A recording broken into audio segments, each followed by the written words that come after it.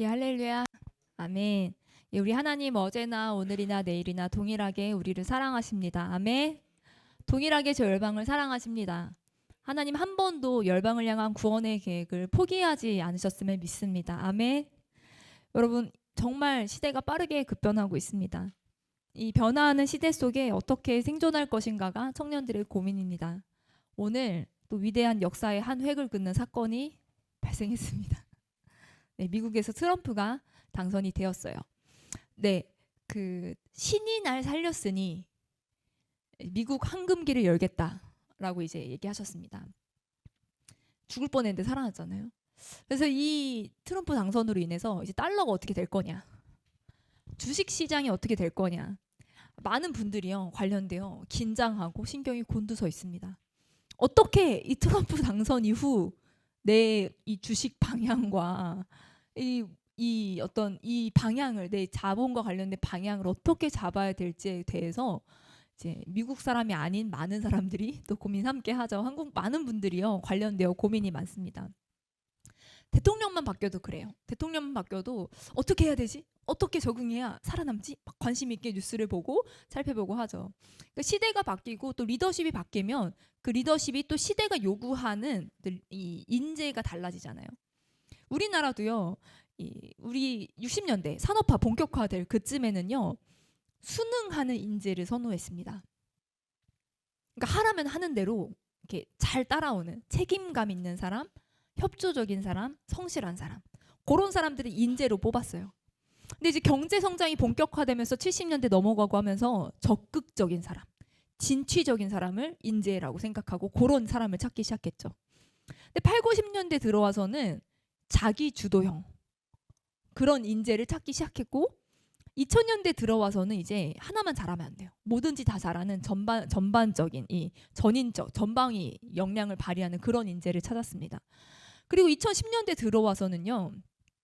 글로벌 인재. 그래서 그때 제가 이 대학 졸업하고 친구들 이렇게 보면 언어를 하나만 하는 친구들이 없었어요. 영어 공부는 기본에 이 전혀 이 언어와 상관없게 살던 친구들도 중국 유학 갔다 오고 일본 유학 갔다 오면서 이 언어 이 점수 따려고 노력하는 친구들이 많았습니다.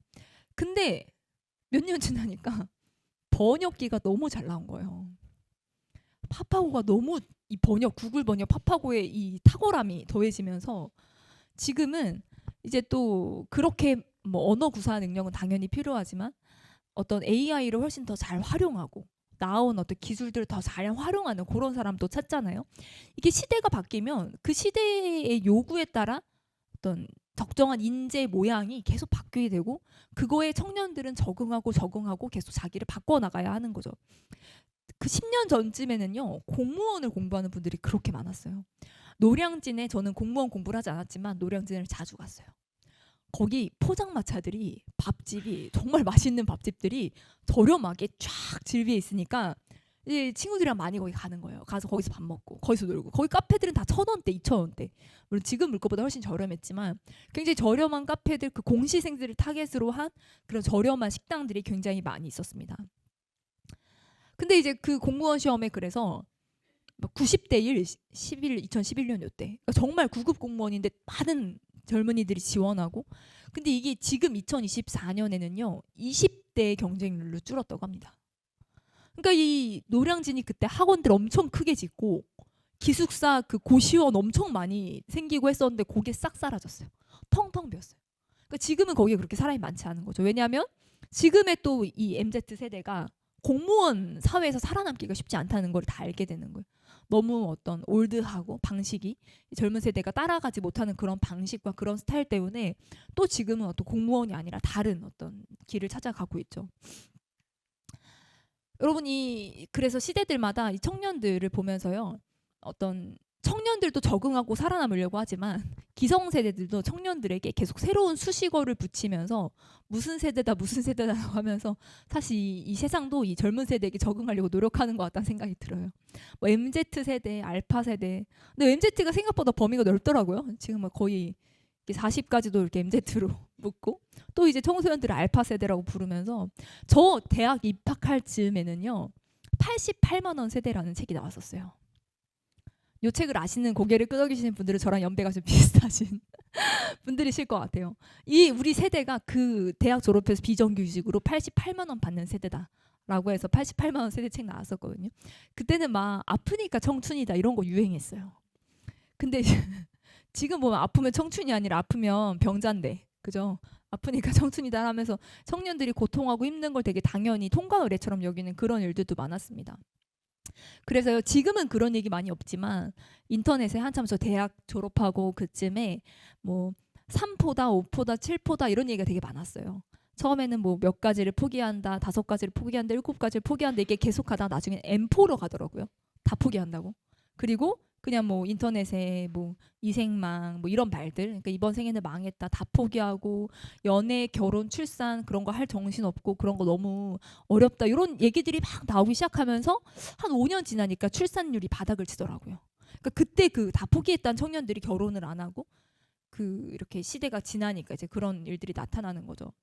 근데 많은 분들이 청년들이 좀 나약한 거다. 우리 땐 더 힘들었다. 어르신들이 그렇게 얘기해요. 지금 청년들 온실 속의 화초처럼 자란 거다.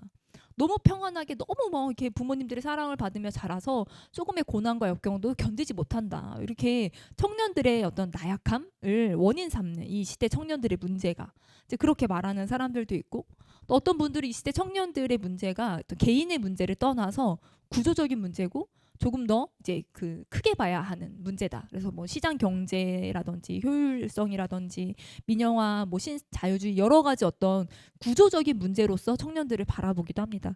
근데 여러분, 우리 청년들이 이 시대 살아남기 힘들지만 우리나라 청년들만 힘든 게 아니라 사실은 세계로 나가보면 세계 청년들이 더 힘든 거예요. 저희가 겨울에 이제 튀니지 단기 선교를 다녀왔었는데 튀니지는요 정말 많은 청년들이요 실업이에요. 청년들의 3분의 1이 실업이고, 더 사실은 그 나머지 청년들도 가진 직업이 정상적이거나 좋은 직업이 아닌 경우들이 많아요. 그래서 청년들이 할 게 없잖아요. 유익거리가 없고 오락거리가 없고 그냥 핸드폰, 인터넷 이것도 잘 안 되기도 하니까 뭐 하냐면 하루 종일 그냥 동네 카페에 가서 앉아 있어요.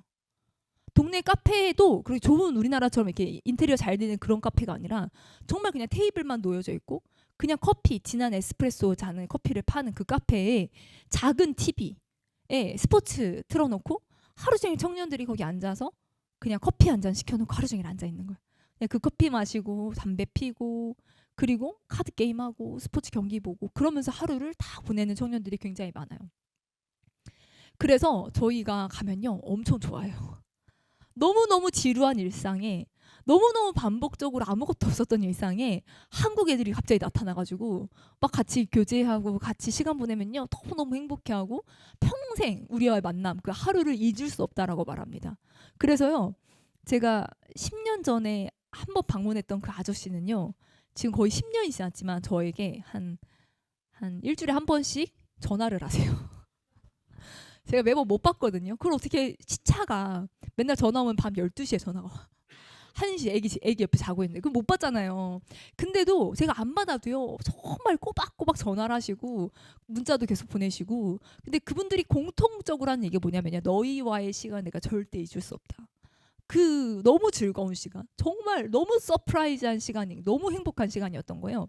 그래서 올 초에 만났던 친구한테도 그 계속 DM이 오는 거, 연락이 와서 이번엔 또 언제 오냐고, 다시 만날 수 있냐고, 그래서 계속 너무 우리의 만남을 좋아하는 거죠.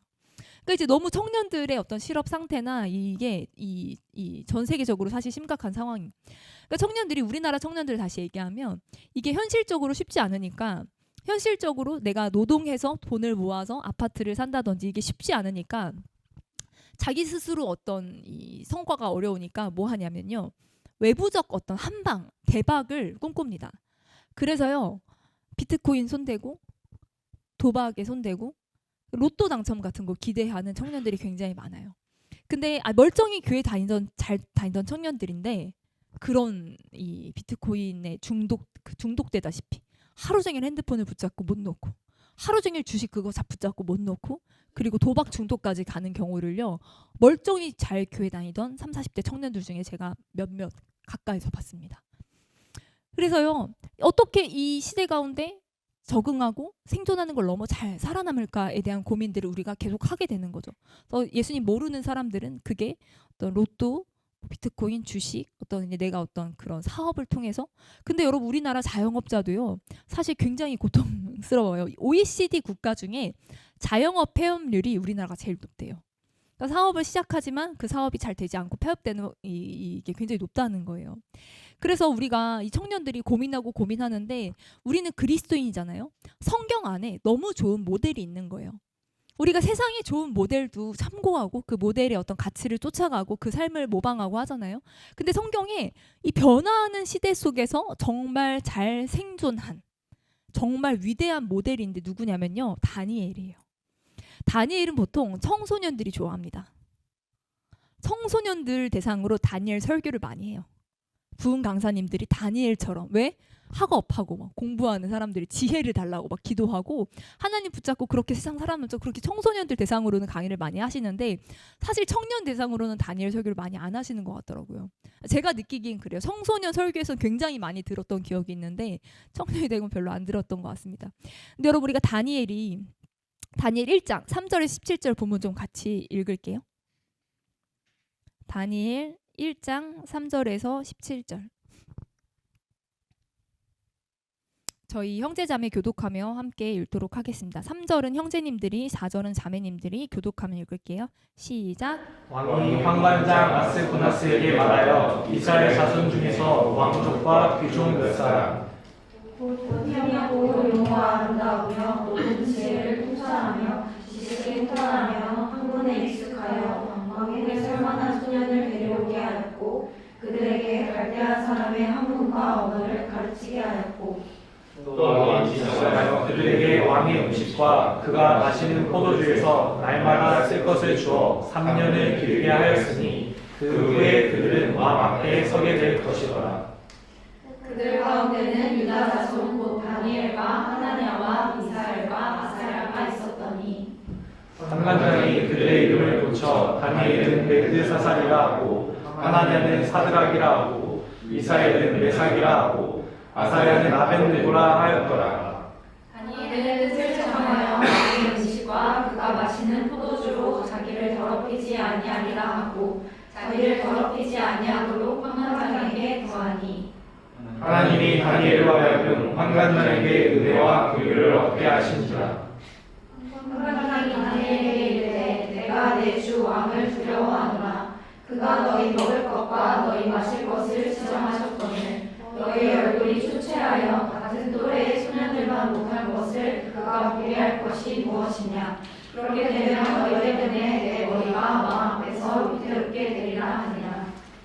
환관장이 다니엘과 하나냐와 미사엘과 아사랴를 감독하게 한 자에게 다니엘이 말하되 성인이 당신의 종들을 열흘 동안 시험하여 채식을 주어 먹게 하고 물을 주어 마시게 한 후에 당신 앞에서 우리의 얼굴과 왕의 음식을 먹는 소년들의 얼굴을 비교하여 보아서 당신이 보는 대로 종들에게 행하소서 하매 그가 그들의 말을 따라 열흘 동안 시험하더니 열흘 후에 그들의 얼굴이 더욱 아름답고 살이 더욱 윤택하여 왕의 음식을 먹는 다른 소년들보다 더 좋아 보이지라.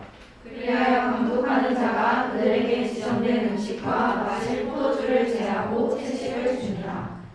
하나님이 내 소년에게 학문을 주시고 모든 서적을 깨닫게 하시고 지혜를 주셨으니 다니엘은 또 모든 환상과 꿈을 깨달아 알더라. 아멘. 여러분 이 바벨론의 느부갓네살 왕이 유다의 포로들을 끌고 가는데 그냥 길거리에서 아무나 이렇게 포로를 끌고 간 게 아니라 아무나 포로를 끌고 간 게 아니라 귀족들 중에 데려갔어요. 그리고 벨사살 왕, 다리오 왕, 고레스 왕 원년까지 왕이 4번째 바뀌는 동안 다니엘이 살아남는데 왕만 바뀐 게 아니라 중간에 제국이 바뀌어요. 바벨론에서 페르시아로. 그러니까 제국이 바뀌고 왕이 바뀌는 동안 다니엘은 계속 총리예요. 어떻게 이렇게 급변하는 시대 속에서 이게 그냥 대통령만 바뀌어도 우리가 긴장하고 어떻게 이 우리의 삶을 할지에 대한 어떤 고민들이 생기는데 사람들 안에 왕이 바뀌고 제국이 바뀌는 동안 어떻게 다니엘은 변하지 않고 총리로 있었을까요? 똑똑하니까. 하나님이 지혜를 주셨으니까 그렇게 생각할 수 있죠. 근데 여러분 이 다니엘이 살아남은 방법을 잘 연구해야 우리도 이 변화하는 시대 속에서 적응할 수 있는데 다니엘하면 유명하게 우리가 방금 읽은 본문이 제일 많이 떠오르실 거예요. 그가 왕의 음식과 왕의 포도주를 자기를 더럽히지 않도록 했잖아요. 이게 되게 똑똑한 게 무조건 거부하고 무조건 안 먹어요가 아니라 열흘 동안 테스트를 해보라는 거예요. 그래서 열흘 동안 테스트해봐서 살이 좀 빠지고 보기에 좀 헬스케 보이면 이제 그러면 이제 먹겠다. 열흘 동안만 테스트 해봐라. 그러니까 이제 그 환관장도 오케이 테스트 해볼게 한 거죠. 근데 여러분 열흘 동안 채식하고 물만 마셨는데 얼굴이 윤택해지고 아름답잖아요. 근데 지금 생각해 보면 우리도 열흘 동안 샐러드 먹고 이렇게 당 들어간 음료 끊고 물만 마시면 디톡스 다이어트 돼가지고 피부 맑아질 것 같지 않아요? 우리가 이거 보면 이게 엄청 다이어트한 것 같은데 그 당시 막 기름지고 이런 거 먹으니까. 근데 이게 왜 이 음식을 거절했을까 생각하면 이게 그냥 음식이 아니라 왕의 음식과 포도주 당연히 맛있고 당연히 좋은 거였겠지만 신에게 바쳐졌을 음식이었을 거라는 거예요. 그리고 유대 율법상 먹으면 안 되는 음식들 리스트가 있어요. 돼지고기도 먹으면 안 되고 기준들이 있거든요. 근데 바벨론의 음식은 그런 유대 율법과 맞게 조리된 그런 준비된 음식이 아니었을 거라는 거죠. 그러니까 다니엘과 친구들은 이 하나님이 주신 율법을 지키고 그리고 신에게 바쳐진 그런 음식으로 자신들을 더럽히지 않겠다. 율법에 어긋나는 음식으로 우리가 더럽히지 않겠다고 결단을 한 거죠. 근데 여러분 생각해 볼 수 있는 게 이미 위에 7절에 보면요. 창시 계명을 당해요. 다니엘은 벨드사살, 하나냐는 사드락, 미사엘은 메삭, 아살은 아벳느고라는 이름으로 계명을 당하거든요. 다니엘의 이름 뜻이 뭔지 아세요? 원래 이름의 뜻? 하나님은 나의 심판자라는 뜻이에요. 유대는 이름을 그렇게 줬어요. 이름에 하나님의 신앙, 여호와 신앙이 들어가게 이름을 적고 이름을 듣고 부르는 것만으로 신앙을 나타낼 수 있는 그런 이름들을 자녀들에게 주고 이어졌잖아요. 그러니까 하나님은 나의 심판자라는 이름을 갖고 내가 다니엘을 살았어. 근데 바뀐 이름 벨드사살의 이름 뜻은 뭐냐면 벨의 왕자, 벨의 총애하는 자, 신의 이름이에요. 신의 총애를 바벨론 신의 총애를 받는 자, 이런 신의 이름으로 이름이 바뀌게 된 거예요. 하나냐의 이름 뜻은요 여호와의 총애하는 자였어요. 사드락으로 바뀌는데 바뀐 이름은요 태양신에게서 빛을 받았다 라는 이름으로 바뀐 거예요. 미사엘은요 누가 하나님과 같으랴인데 되게 비슷하게 바꿨어요. 메삭은 누가 사크 여신과 같으랴 라는 이름으로 바뀐 거고, 아사라는요 여호와는 나의 도움이시다 라는 이름이요 불의 신 느고의 신실한 종 아벳느고로 바뀐 거예요. 그러니까 하나님 경외하는 신앙을 드러내던 멋진 이름들이 바벨론 신앙을 나타내는 이름으로 다 창시계명 당하고 바뀐 거예요. 근데 여러분 조선시대에 우리가 역사를 배우다 보면 창시계명을 끝까지 막다가 죽은 사람들이 있어요. 자기네 이름 죽어도 못 바꾼다. 유교 정신 아래서 부모님께 받은 머리카락도 못 자르고 내가 이름을 바꿀 수 없다 라는 분들도 계셨고, 일본식 이름이 싫어서 독립운동 차원에서 거절하다가 돌아가신 분도 계시거든요. 그러니까 그렇게 그 사람의 이름을 바꾸는 건 그 사람의 정체성을 바꾸려는 시도고, 왜냐하면 그 이름으로 불리고 그 이름을 듣다 보면 그게 정체성이 되잖아요. 그 당시 이름은 지금처럼 우리 다 보면 한자식 이름으로 이름 뜻이 뭐예요? 한자 못 쓰세요? 한글이에요? 이렇게 이제 이름 뜻을 유추하고 추측해야, 물론 이게 딱 들어도 목사님 딸인가 싶은 이름들도 있지만, 딱 들어도 교회 다니는 이름인가, 이렇게 교회 성경 인물의 이름을 쓴 그런 이름도 있지만, 우리는 이게 아직 유추해야 되지만 유대의 이름은 그냥 들으면 바로 그 뜻을 아는 그 때였는데, 이렇게 이름을 바꾼다는 게 사실은 더 약간 좀 안 되는 거 아니에요? 근데 창시 계명은 반발하지 않아요.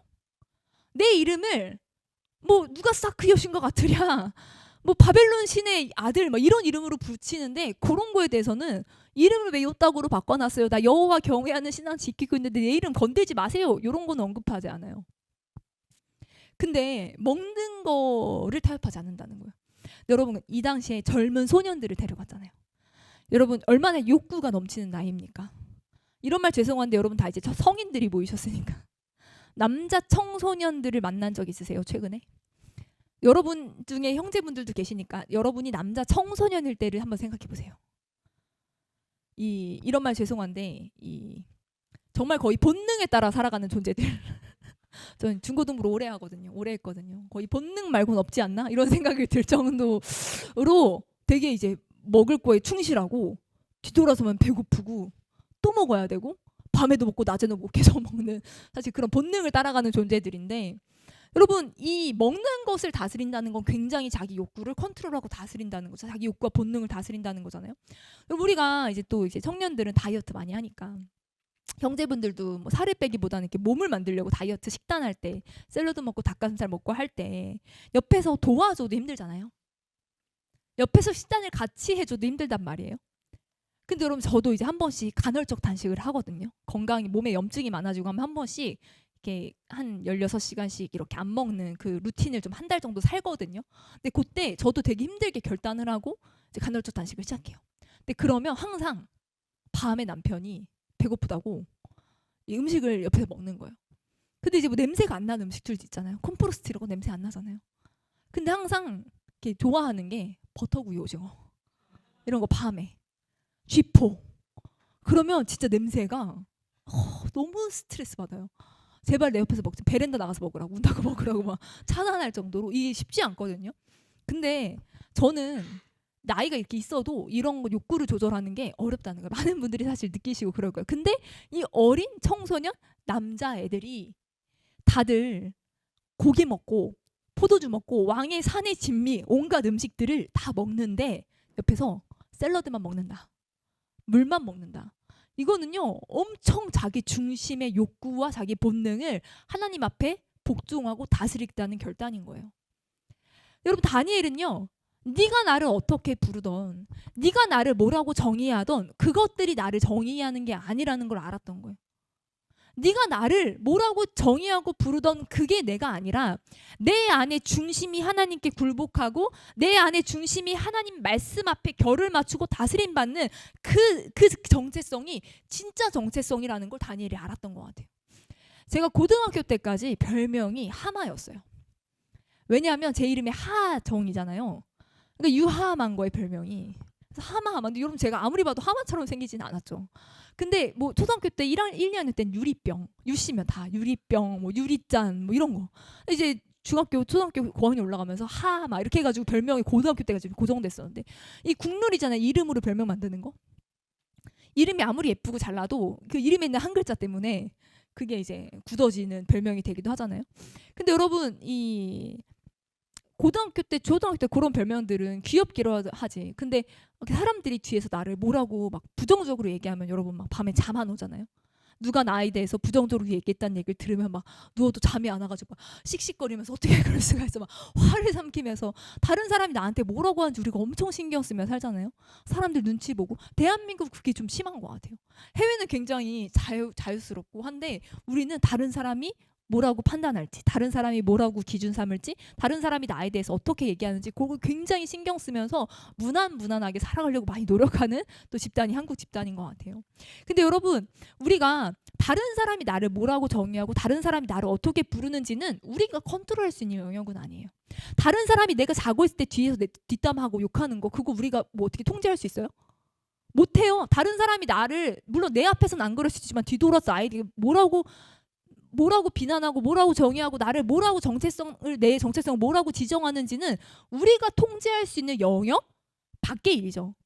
그죠? 근데 그거를 통제할 수 없어요. 세상은요 온갖 정체성으로 우리를 정의하려고 해요. 세상은요 이 청년 세대를요 온갖 단어를 사용해서 정의하려고 하고 그리고 우리 개인도요 온갖 정의를 사용해서 우리를 정의하고 우리를 정리하려고 합니다. 뭐 MZ다 뭐다 알파다. 근데 여러분 그거는요 세상 사람들이 우리에게 뭐라고 하든 뭐라고 부르든 그 이름을 부르는 그것들은요 사실 진짜 우리 정체성이 아닌 거예요. 우리 진짜 정체성은 뭐냐면요 내가 내 중심을 하나님의 말씀 앞에 정렬하고 하나님의 말씀 앞에 다스림을 받는 거 그건 내가 할 수 있는 영역이잖아요. 그건 누가 해줄 수 있는 게 아니에요. 그건 내가 하는 거예요. 내가 통제할 수 있는 영역이고 그게 진짜 내가 누군지를 보여주는 거예요. 근데 여러분 우리는 거꾸로예요. 사람들이 나를 뭐라고 하는지 진짜 신경 써요. 내가 이렇게 하면 저 사람 뭐라고 할까? 내가 이렇게 하면 뭐라고 할까? 저렇게 하면 뭐라고 할까? 엄청 신경 쓰고요. 세상은 나를 뭐라 하지? 세상은 이렇게 하면 날 뭐라 볼까? 나의 정체성을 뭐라고 삼으려고 할까? 그걸 되게 중요하게 생각하는데요. 그리고 세상이 이렇게 하라고 세상이 저렇게 하라고 이렇게 하라고 했어. 그래 놓고선요. 세상의 온갖 요청에는 다 맞춰주고 그거에 따라서 막 좌지우지 되면서 우리 중심으로는 하나님의 다스림에 순복하지 않아요. 이게 이 하나님 앞에 내가 순복하고 하나님의 다스림 앞에 나를 정렬하는 게 진짜인데 그거는 안 하고 세상 사람들의 온갖 요구에 맞춰서 내가 잘못 정의되지 않으려고 막 노력하면서 내 안의 중심에는 하나님의 다스림을 거절하고 온갖 타협점을 다 만들어내는 그런 모양들, 완전히 다니엘과 거꾸로 가는 그런 모양들이 있다는 거죠.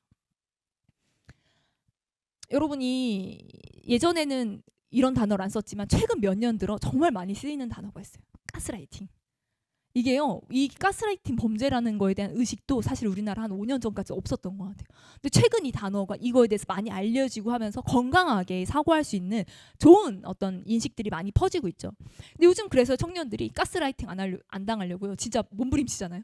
뭐만 조금 있어도 아이고 가스라이팅 아니야? 뭐만 조금 해도 아, 저 사람 나 가스라이팅 하려는 거 아니야? 네, 그렇게 생각하는 사람들은요, 막 가스라이팅 의심하는 사람들 있잖아요. 여러분들 중에도 가스라이팅 의심하는 사람들 있잖아요. 그분들은 가스라이팅 절대 안 당한대요. 가스라이팅 의심하는 이런 의심하는 이 사람들은요, 당하지 않는 사람이라고 해요. 가스라이팅 안 당하는 사람들 특징이 자존감이 높은 사람, 그리고 높은 비판적 사고를 갖고 있는 사람, 자기 자아 정체성이 분명한 사람. 요러면요 가스라이팅 안 당한다고 합니다. 근데 저희가 교회에서요, 목사님들이 조금 신앙의 권면을 하고 교회에서 리더들이 조그만 믿음의 권면을 하면 막 가스라이팅 아니야? 막 이렇게 목사님이 다 가스라이팅 아니야? 이렇게 생각해요. 근데 여러분 정작 세상의 가스라이팅엔 다 넘어가요. 여러분 세상에서요, 공중파뿐 아니라요, 유튜브, 인스타 각종 매체를 속에 쏟아지는 세상의 거짓 메시지에는요 다 넘어가요. 나를 위하는 것 같지만 절대 나를 위하지 않는 그 거짓말들, 그 가스라이팅에는 조종 막 당합니다. 이게 지금 중요하다는데 이 인스타 이 릴스에서 이거 해야 된다는데 이거 안 하면 나 지금 뭐 하고 있는 거지? 막 그런 생각 든다는 거예요. 저는 이제 애를 키우고 인스타에 아이 사진을 좀 올리다 보니까 알고리즘에 육아 관련된 게 엄청 떠요. 그래서 제가 생필품 요금 이렇게 그런 물건들을 인스타로 좀 검색해서 좋은 게 있는지 보거든요. 그러니까 또 알고리즘에 엄청 육아 살림 관련된 게 엄청 많이 뜹니다. 한 번씩 보다 보면요, 이 물건을 안 쓰면 바보야 막 이런 사람이 있어. 이 물건을 다 이거 너무 좋은데 이거 안 쓰면 나는 미련한 사람 같아. 그리고 애한테 이거 해줘야 된대, 저거 먹여야 된대, 애한테 막 이렇게 해야 돼, 그거 안 해주면 막 나쁜 엄마 같아. 그래서 그런가? 내가 지금 너무 애한테 막 이러나? 이게 그래서 막 그 내용을 좀 더 보잖아요. 그럼 결론이 뭔지 알아요? 자기한테 DM 보내래요.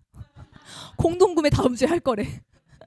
아니 물론 당연히 좋은 것도 있지만 많은 것들이, 많은 세상의 메시지들이 결국은 자기 수익을 위해, 자기 사업을 위해서, 돈벌이를 위해서 그런 거짓된 메시지들을 엄청나게 흘린다는 거예요. 명품 없으면 30대 40대 돼서 이 나이에 이 시계 안 차면, 이 가방 안 되면 패배자 같고, 연봉이 이 정도 안 되면 결혼도 하면 안 될 것 같고, 살이 찌면 안 되고, 눈이 막 커야 돼, 머리 스타일도 막 이렇게 해야 되고, 외형적인 것부터, 그리고 가치관까지, 가치관에 이르기까지요, 잘못된 문화들을 엄청 세상이 많은 어떤 이런 것들이 생산해냅니다. 근데 그런 거 보면서요 막 비교하고 자존감 낮아서 막 괴로워하고, 그러면서 막 세상이 금수저 은수저 나누는 거에 이런 집에 살면 흑수저래, 이런 거 경험하면 흑수저래, 그거 보면서 아 이런 집 사는데 그럼 나는 흑수저인가 막 이런 거 고민하고, 세상이 말하는 거짓된 그 정보와 가스라이팅에는 세상이 정의하는 기준에는 다 홀랑 다 넘어가가지고 그거에 맞춰가지고 막 전전긍긍하면서 마음의 중심에는 하나님이 사라져 버린 지 오래된, 그러면서 이 세상이 나를 뭐라고, 내가 이 명품 시계 차면 이 세상이 나를 부자로 보겠지, 내가 이거 하면 세상이 나를 좋다고 하겠지, 내가 이 정도 이렇게 하면, 이 정도 차 타면, 이 정도 벌이하면 세상이 나를 좋게 보겠지, 그 세상이 나를 뭐라고 정의하는지 정체성에 완전히 휘둘려가지고 우리가 중심을 놓치고 있는 경우들이 많다는 거예요. 다니엘이요, 왕족 귀족 출신이에요. 처음에 포로를 끌려갈 때 그냥 동네에 있는 애들 싹 끌어가지 않았어요. 처음에 포로를 끌고 간 사람들은요, 귀족 왕족 출신으로 잘생기고 신체 멀쩡한 사람들 데려갔어요. 데려가서 그런 사람만 끌고 와가지고, 근데 그 다니엘 입장에선 자기가 왕족이었잖아요, 귀족이었잖아요, 유대 땅에. 근데 만리타양에 지금 정말 그냥 포로로 끌려간 거예요. 물론 포로로 끌려와서도 잘해주긴 하죠. 좋은 거 먹여주고. 왜? 써먹으려고. 그게 뭐 나라를 다스리는데 유익하다고 생각했겠죠. 나중에 결국 유대를 다스리는데 이 리더십들을 끌어와서 이 사람들을 교육시키고 이 사람들을 자기 사람으로 만들어야 나중에 그 땅을 다스리기 더 쉽겠다는 여러 전략적으로 했겠죠. 근데 여러분, 다니엘은요, 나 귀족이었네? 나 포로였네?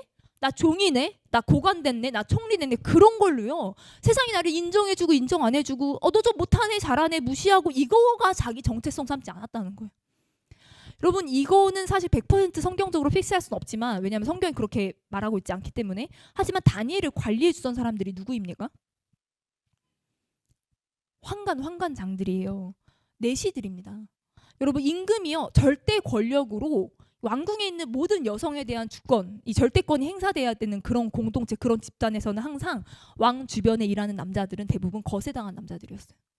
왜냐하면 자기 여자들을 건들면 안 되니까. 남성의 기능을 잃게 하는 경우가 많았습니다. 그래서요 저도 이거를 이렇습니다를 말하진 않지만 많은 분들이 다니엘이 황관이었을 수 있다고 추측을 해요. 그랬을 수 있다. 거세당했을 수 있다라고 얘기합니다. 근데 충분히 타당한 얘기라고 합니다. 그러니까 내가요 포로로 끌려와서 어떤 남성의 뿌리까지 잘리는 내 어떤 이 명예까지 내 자존심까지 잃어버리는 그런 위기에 처했다 할지라도요 다니엘은 그런 곳으로 자기가 인정받고 안 받고 자기가 높아지고 안 되고 자기 정체성이 위협하는 그런 이유가 아니었다는 거예요. 여러분 그 인생의 이 격변을 생각해 보세요. 여러분 물론 귀족이었다가 끌려와서 포로로 끌려와가지고 만리타양에 지금 좀 그래도 대우받고 있지만 정치적 상황이 어떻게 변하나에 따라서 팔이 목숨되는 건 한순간이에요. 유대의 어떤 정치적인 이유로 반란을 제압하기 위해서 혹은 여러 가지 이유로 이 사람들은 지금 좋은 대우를 받아도 언제든지 내팽겨 칠 수 있는 그런 사람들이었단 말이에요. 정권이 바뀌면요 이전 이 정권 때 왕의 총애를 받던 리더십은요 제거 대상이에요. 당연히 아실 거예요. 왕이 바뀌면요 그 전 세대의 리더십은 제거합니다. 그냥 또 새로운 세대 지금 뭐 이런 얘기 하기 그렇지만 한국 교회 목사님만 바뀌어도 부목사님들이 싹 이렇게 한번 바뀌잖아요. 그렇다는 거예요. 근데 그래서요 다니엘을 죽이려고요 그 왕이 계속 바뀌는 과정 안에서 그 다니엘이 기도한다는 이유로 사자굴이 들어가요. 우리가 어릴 때부터 애니메이션 보면 청년 다니엘이 사자굴 안에 들어가서 사자를 이렇게 자고 있잖아요. 여러분 다니엘이 사자굴 들어갔을 때 나이가 청년 때가 아니에요. 노년의 할아버지예요. 노년이 연도를 따지면 노년의 할아버지가요 기도한다는 이유로 그 다니엘을 제거하려는 그런 정치적 술수 가운데 끌려가서 그 수모와 수치를 당합니다. 근데 여러분 다니엘을 그런 것 때문에 흔들리지 않았다는 거예요. 어떻게 이렇게 이 분명한 정체성을 가지고 살 수 있을까? 여러분 이 다니엘 1장에 보면 2장으로 넘어가면 느부갓네살 꿈이 등장합니다. 유명한 내용이라 다니엘 다 이렇게 한 번씩 읽어보시면 들으셨을 거예요. 느부갓네살 왕이 이제 포로로 끌려온 왕이잖아요. 끌고 온 왕이잖아요. 꿈을 꿨는데 너무 생생하고 너무 분명한 꿈을 꿔서 온 나라의 박수술객 다 모아요. 이 점쟁이들이 다 모아서 꿈 풀이해줘라고 꿈을 알려주고 풀이를 요청한 게 아니라 꿈까지 맞춰. 진짜 이 박수 술객들이 환장할 것 같아. 아니 꿈을 알려주면 풀어줄게요. 아니 꿈까지 맞춰. 이거는 불가능합니다. 그럼 죽어. 필요 없어. 죽어버려. 그래서요 이 점쟁이와 박수와 술객들 온 나라 이 지혜자들이요 다 죽을 위기에 처해가지고 다니엘이 자기를 죽이러 온 왕의 근위대장에게 설득을 해요. 뭐가 그리 급하시냐.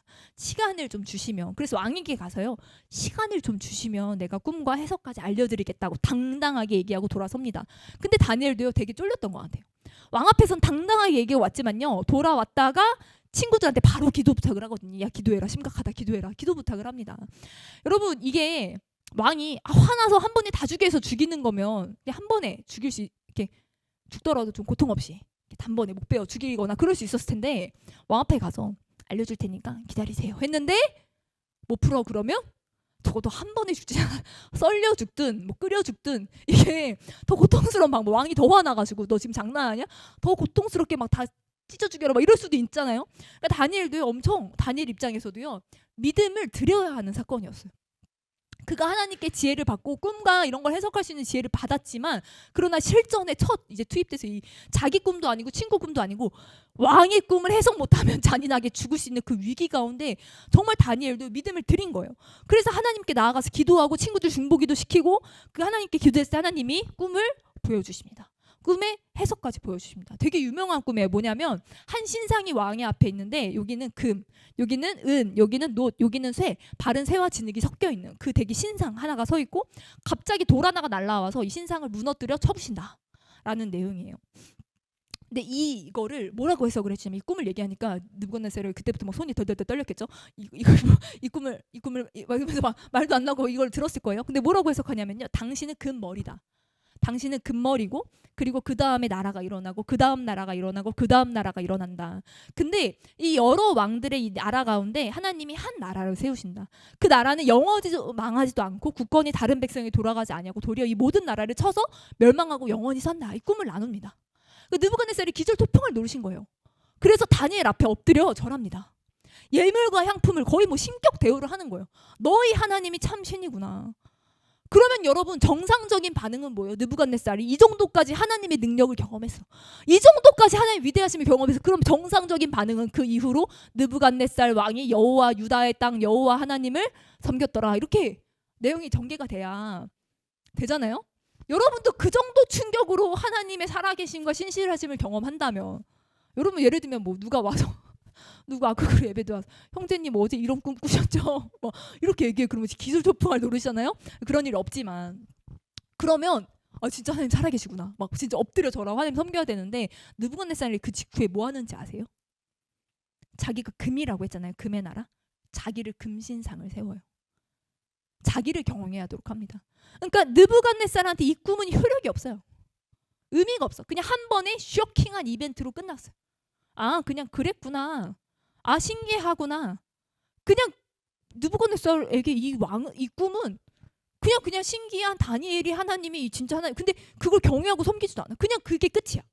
근데 여러분 하나님은 그러면 이 꿈을 왜 느부갓네살에게 꾸게 하셨어요? 아무 효력도 발휘하지 못하는 꿈을. 그리고 이 꿈으로 왜 다니엘이 죽을 뻔하고 또 다니엘의 감구 가운데 이 꿈을 보여주시고 이게 다니엘에게 해석하게 하셨을까요? 느부갓네살에겐 아무 꿈도 아니었어요. 그냥 지나갈 한 번의 신비한 이벤트였어요. 그런데요, 다니엘에겐 달랐어요. 다니엘에게는요, 제국이 바뀌고 왕들이 바뀌어도 여러 나라가 지나가도 결국 영원히 서는 건 하나님 나라다. 그걸 다니엘은 뼈저리게 느꼈어요. 이 느부갓네살 왕의 꿈은요, 느부갓네살 왕을 위한 꿈은 아니었다고 생각이 들어요. 이 꿈은요, 도리어 다니엘을 위한 꿈이었던 것 같아요. 다니엘이 시대가 바뀌고 정권이 바뀌고 나라가 바뀌고 제국이 바뀌고 모든 것이 바뀌어도 내가 붙잡아야 되는 하나님 나라, 영원히 서는 하나님 나라, 그 하나님 나라를 위해 사는 삶을요 다니엘이 결정하고 모든 앞으로의 어려움이 있을 때마다 이 꿈을 기억하고 저는 살았을 거라고 생각을 합니다. 여러분 다니엘이 굉장히 지혜롭잖아요. 저 어릴 때 청소년 때 공부하면서 다니엘처럼 지혜롭게 해달라고 기도 정말 많이 했어요. 모든 서적을 깨닫게 해달라고 책 읽을 때마다 다니엘처럼 모든 서적을 깨닫게 하고 막 기도했는데, 근데 여러분 다니엘의 지혜가 뛰어난 지혜였지만 그럼 다니엘은 그 지혜로 뭘 했나요? 석박사하고 물론 뭐 석박사 한 것 같아요. 공부를 그 정도로 많이 한 것 같아요. 뭐 높은 정치 지도자가 돼서 다스리고 뭐 많은 걸 했겠죠. 근데 다니엘은요 그 지혜로 뭘 했습니까? 다니엘이요 기도해서 그를 죽이려고 하는 주변 정치인들이 있었잖아요. 작전을 펼쳐요. 그래서 한 달 동안 앞으로 왕 외에 다른 신에게 경배하는 사람은 사자굴에 들어가게 하자. 작전은 왜냐하면 다니엘이 책 잡을 게 그거밖에 없으니까. 그래서 그걸 전략을 짜가지고 왕에게 도장 받아가지고 인장 도장 취소할 수 없는 효력 있는 인장 도장 받아가지고 한 달 동안 왕 외에 다른 신에게 기도하면 안 되는 거예요. 근데 다니엘은 평소에 창문을 열고 나가서 예루살렘을 향해서 무릎 꿇고 3번 기도했거든요. 하루. 그럼 지혜로우면 어떻게 해야 돼요? 내가 지혜로운 사람이야. 그럼 그거에 어떻게 대응해야 돼요? 딱 한 달이니까. 한 달만 그때 할아버지였잖아요. 그때 나이대가 사자굴 한 달만 아이고 몸살이 걸려가지고 자존심도 지키고 신앙도 지키고 얼마나 좋아. 내가 오늘따라 무릎이 아파서 무릎을 못 꿇겠네 라든지, 아니면 할아버지니까 한 달 들어넣어도 되잖아요. 한 달 어디 뭐 이렇게 아프셔도 되잖아요. 감기에 심하게 걸려서 기침만 계속 한다든지 다양한 방법으로 이 시련을 피하는 것이 지혜지 않습니까? 아니면 한 달만 문을 닫고 기도한다든지, 한 달만 방 안에서 기도한다든지, 한 달만 좀 아파서 들어 눕는다든지 할 수 있는데 굳이 창문을 열고 나가서 굳이 예루살렘을 향해 하루 3번 기도해가지고 밀어내라. 진짜 한 달만 참으면 되는 걸, 잠시만 숨기면 되는 걸 거기서 굳이 네가 믿음을 드러낼 필요가 없다고.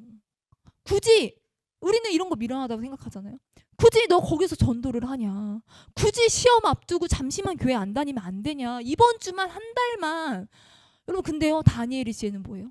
다니엘의 지혜는요 사자굴 들어가는 미련함이 다니엘의 지혜였어요. 우리는 미련하다고 하죠. 그게 다니엘의 지혜였다는 걸 80세 고령의 할아버지가. 왜요? 유대 공동체 전체에 자기가 미칠 영향을 생각했을 거예요. 여러분, 함께 지혜로웠던 다니엘의 세 친구들이 사드락 메삭 아벳느고, 그들은요 그 금신상 앞에 절하라고 했을 때 잠깐 피하면 되잖아요. 잠깐 그냥 허리 잠깐 굽히면 되는 걸, 아니면 그걸 도저히 신앙 양심을 못하겠다 그러면 이렇게 다들 절할 때 그냥 넘어지기라도, 아이쿠 넘어졌네, 일어났어, 나 저런 거 아니고 넘어진 건데, 약간 이럴 수 있잖아요. 근데 굳이 무릎 꿇지 않아요. 얼마나 미련합니까? 풀무불 굳이 들어가요. 화형 당합니다. 인간의 몸이 70%가 물이라요. 이게 여러분, 사람이 불에 이렇게 화염이 휩싸이면 금방 죽을 것 같죠. 굉장히 오랜 시간 탑니다. 이 강하게 한 풀무불에 데려가던 사람들이 타 죽는 그 풀무불에요. 굳이 그 사람들이 들어가는, 이게 뭐가 지혜냐는 거예요. 근데 여러분, 이게요 다니엘 세 친구들이 지혜로 한 행동이에요. 우리는요 되게 지혜롭길 원해요. 하나님 지혜롭게 하세요, 하나님 지혜 주세요 하면서요, 하나님에게 지혜를 구하면서 사실 우리가 원하는 건 세상의 지혜예요. 어떻게 하면 부자 될 수 있을까? 어떻게 하면 성공할 수 있을까? 근데 여러분, 다니엘과 친구들의 지혜는요 세상적으로 봤을 때 굉장히 미련한 것이었어요. 다니엘이 말하는 지혜는 우리가 생각하는 지혜와 다르다는 거예요. 하나님께 지혜를 구하면 하나님이 주시는 지혜를 받아야 돼. 근데 하나님께 세상 지혜를 구하지 않고 그냥 세상에 나가서 공부 많이 하시고 열심히 사시면 세상 지혜는 받을 수 있다는 거죠. 여러분, 저희 본문 한 군데만 더 읽고 마무리했으면 좋겠습니다. 다니엘서 12장 3절입니다. 네, 다니엘서 12장 3절 저희 한 목소리로 함께 읽도록 하겠습니다. 시작. 지혜 있는 자는 궁창의 빛과 같이 빛날 것이요, 많은 사람을 옳은 대로 돌아오게 한 자는 별과 같이 영원토록 빛나리라. 다니엘이 결국 정리하는 건 뭐냐면, 지혜는 많은 사람을 옳은 대로 돌아오게 한 게 지혜다. 다니엘은 어떤 옳은 사람들을 옳은 대로 돌아오게 했나요? 그의 삶은요, 그가 포로로 먼저 끌려오고 이후로도 포로로 사람들이 엄청 끌려오거든요. 유대인 디아스포라들이 바벨론 전역에 흩어져서 노동하고 고되게 삶을 살아가요. 근데 여러분, 다니엘의 믿음은요, 어떠한 경우에도 타협하지 않는 그의 믿음은요, 그 끌려온 많은 디아스포라 유대인들에게 절대 그곳에서도 믿음을 지키는 기준을 제시할 수 있었을 거예요. 여러분, 우리도 그렇게 살아가야 할 줄을 믿습니다. 아멘. 우리가 타협하지 않는 믿음으로 굳건히 서서, 세상은 너 그거 진짜 미련한 거야, 정신 차려, 너 그래서 어떻게 살아갈래라고 세상은 미련하다 말할지라도 그것이 하나님이 말씀하신 기준이고, 하나님의 율법 안에, 하나님의 말씀 안에, 하나님이 명하신 계명 안에서 하나님이 우리에게 요구하신 것이라면 그것을 끝까지 지키는 그 미련함을 지혜로 우리가 삼아서 우리가 그렇게 살아갔으면 좋겠습니다. 그리고 무엇보다 다니엘의 지혜가 시작된 그 시점, 다니엘이 결단했던 그 지점, 세상의 거짓된 메시지에 속아서 우리가 하나님을 등지는 삶이 아니라 하나님 앞에서 우리가 말씀의 기준대로 우리 중심을 다스리는 자들이 되기를 소망합니다. 아멘. 우리가 우리의 본능을 하나님 앞에 다스리고 절제하고 하나님의 경외함을 내 정체성 삼아 살아가고, 또 많은 자들을 옳은 대로 돌아오게 하고 그들에게 그리스도는 타협하지 않는 믿음의 본을 보여줄 뿐만 아니라 우리가 복음을 증거하는 자로 우리가 우리 주변을 넘어서 모든 민족과 열방들을 옳은 대로 돌아올 수 있게, 복음의 진리 앞에 돌아올 수 있게, 그렇게 정말 지혜 있는 자로 우리가 살아가기를 소망합니다. 아멘. 그래서요, 여러분의 삶에 내가 복음 앞으로 돌아오게 한 지체들이 많았으면 좋겠습니다. 나로 인해, 나의 믿음으로 인해, 나의 기도로 인해, 물론 이것이 어떤 행위로서 하는 것은 아니지만, 그러나 우리가 많은 사람들, 특별히 우리의 이 팔이 안으로 뻗는 우리 주변의 이 가정과 공동체를 넘어서서 우리가 오늘 기도한 파키스탄, 우리가 항상 밟고 기도한 여러 민족들, 선교지 다녀온 그런 모든 곳들의 사람들까지도 말씀의 진리 앞으로, 복음 앞으로 돌아오게 하는 삶을 우리가 살아냈으면 좋겠습니다. 우리 제가 함께 기도하겠습니다.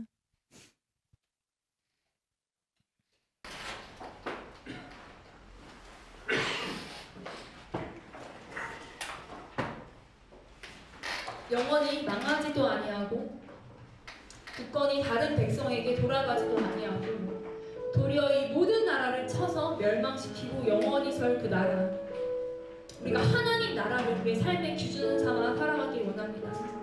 모든 것이 변한 이 시대 가운데 우리가 말씀을 붙잡고 서는 자들, 하나님 나라를 붙잡고 서는 자들이 되기를 소망합니다. 하나님, 내 중심에 내 욕구와 욕망과 하나님 내 안에 있는 내 자아를 말씀 앞에 굴복하고 말씀의 질서 앞에, 말씀의 다스림 앞에 무릎을 꿇기 원합니다.